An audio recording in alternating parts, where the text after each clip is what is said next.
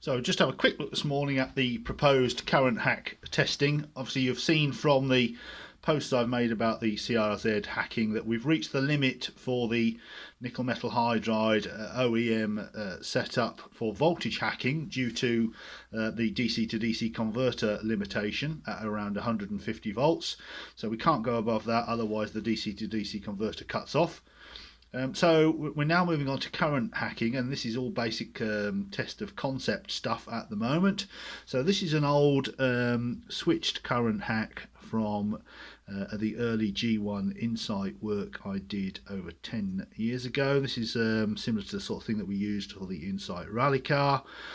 This gave a sort of a two-level current hack. It gave like plus 20 or 30% or something like that at across the range, regen and assist. And then when the driver put his foot right to the floor, it gave an extra like 20% of assist and used these relays to switch in some different current faking resistors. So that was the early prototype we used. It worked very well, as you've seen from that. So for the CRZ, I've built up these little boards, and this is the 22% current hack board, and this will be plugged into the phase and battery current sensor setup so that we can see how that responds. You saw that I have tested this very briefly, but that was pushing the voltage a little bit too high when it was engaged all the time and causing the DC to DC converter to trip out. So we're going to use it in the switched configuration, and to do that for the CRZ I've just built this board here. So you'll have to excuse the appearance of this. Don't worry about that. Remember, this is all just proof of concept stuff at the moment. It hasn't got to look pretty, and it could be all miniaturised down to something about 1 inch square later on if we wanted. So this is basically, there are 5 sensor channels that we have to fake. There are 3 phase sensors, and the battery current sensor has 2 channels. So you can see there's 5 relays. These are changeover relays.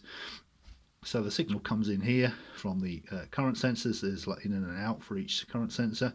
There's a 5 volt supply here as well for this board at the back. So basically it goes in, passes through. So when these relays aren't engaged, then it just passes straight through and comes straight back out unaffected. So that's OEM levels, but as soon as you engage the relay via control signal in this point here, then it operates the relays, and then the signal goes off around this board here, and that gives the appropriate level of hack. You see this one is the plus 40% hack, but initially I'll just plug the plus 20% hack in here and see that. And if that works but that doesn't, then I'll try and pick something in the middle like plus 30% and see how we go until we find where the limit is.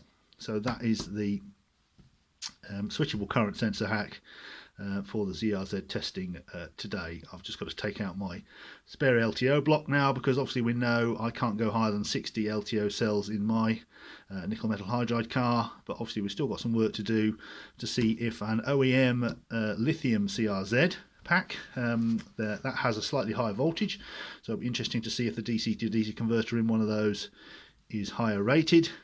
And obviously I could do with a CRZ OEM lithium pack to do some more work on that, but I can't do that at the moment.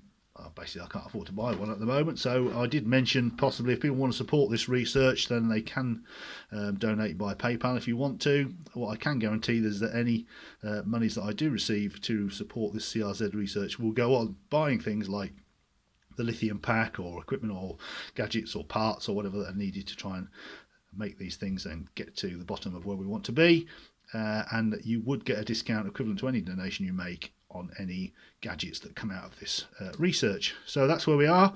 So I could do with a CRZ lithium pack just to see what the differences are, see whether we can use any parts from those for hacking the nickel metal hydride setup.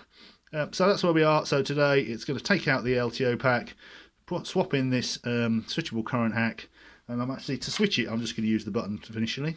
I'm just going to use it, a little tiny push button in the driver's seat, and just to see how it responds, and that's where we are at the moment.